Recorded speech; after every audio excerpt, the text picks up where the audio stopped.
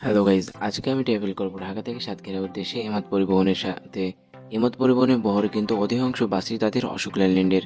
হাতে গড়া কয়েকটি বাস তাদের রয়েছে হিনোয়াকে ওয়ানজে। তাদের বহর রয়েছে ফুসো বুলেট নন এসি বাস। এছাড়াও তাদের বহরে খুব অল্প কয়েকদিনের ভিতরে যুক্ত হতে যাচ্ছে 6 ইউনিট প্যাকেট স্লিপার বাস, যেগুলোকে নির্মাণ করা হয়েছে অশোক লেল্যান্ডের চেসিসের উপর। যেগুলোর মধ্যে থেকে 4টি চলাচল করবে সাতক্ষীরা টু কক্স রুটে এবং বাকি 2টি চলাচল করবে খুলনা থেকে কক্সবাজারের রুটে। এমাদ পরিবহনের ইতিহাস সম্পর্কে ইতিমধ্যেই কিন্তু একটি ভিডিও আমাদের চ্যানেলে আপলোড করা হয়েছে। আপনি চাইলে ভিডিওটা দেখে আসতে পারেন, যে ভিডিওর লিঙ্কটা এই ভিডিও ডিসক্রিপশন বক্সে দেওয়া থাকবে। তো আজকের সম্পূর্ণ ভিডিও জুড়ে আহমেদ এর পক্ষ থেকে আমি রয়েছি সাজিদ হাসান। তো চলুন ভিডিওটা শুরু করা যাক। আর হ্যাঁ, আমাদের চ্যানেলটি আপনি নতুন হয়ে থাকেন তাহলে অবশ্যই চ্যানেলটি সাবস্ক্রাইব করবেন।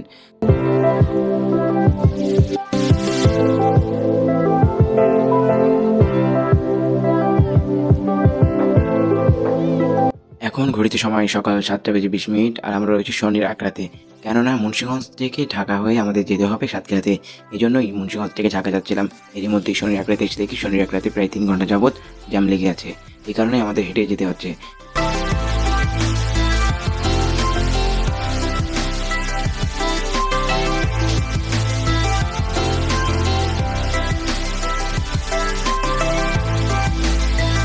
আজকের দিনটাতে জুলাইপার কাউন্টারে প্রচুর পরিমাণ যাত্রীর চাপ ছিল।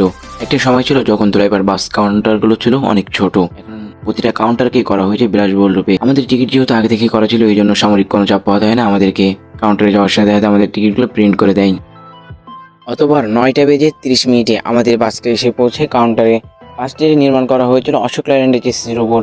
পরে নির্মাণ করেছিলেন ডেলকো ওয়ার্কশপ। বাসটি আসতে যদিও লেট হয়, বাট কিছুই করার ছিল না আমাদেরকে, কেননা যাত্রাবাড়ি ফ্লাইওভারের উপরে জ্যাম ছিল প্রায় 2 ঘন্টা সময়ের মতো। এখন আমরা ধীরে ধীরে ঢাকা থেকে বের হয়ে যাচ্ছি, ছুটে চলছি সাতক্ষীরার উদ্দেশ্যে। এখানে মূলত শরীয়তপুর পরিবহনের একটি বাস অ্যাক্সিডেন্ট করেছিল, এই জন্য জ্যাম লেগেছিল প্রায় 20 মিনিট সময়ের মতো। এখন ঘড়িতে সময় সকাল 10:30 আর আমরা পৌঁছে গিয়েছি স্বপ্নের পদ্মা সেতুর টোল প্লাজায়। এখানে আমাদের কোম্পানির আরও একটি বাস, যেটা টায়ারটি ব্লাস্ট হয়ে গিয়েছিল।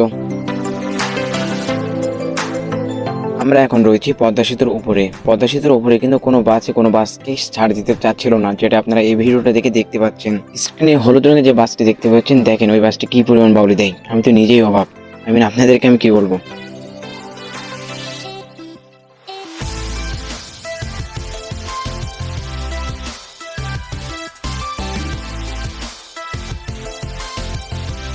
এখন ঘড়িতে সময় 11:20 আর আমরা পৌঁছে গিয়েছি জয় বাংলা পাম্পে। এখানে মূলত এমাদ পরিবহনে যে গাড়িগুলো বিভিন্ন জেলার উদ্দেশ্যে ঢাকা থেকে ছেড়ে যায়, সেই গাড়িগুলো এখানে যাত্রা বিরতি দিয়ে থাকে।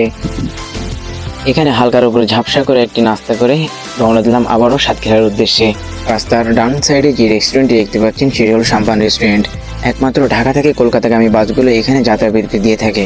ভিডিওটা যদিও একটু ফাস্ট করে দেওয়া হয়েছে, ফাস্ট না করলে কিন্তু ভিডিওটা অনেক লম্বা হয়ে যেত, এই জন্যই কিন্তু ভিডিওটা ফাস্ট করে দেওয়া হয়েছে।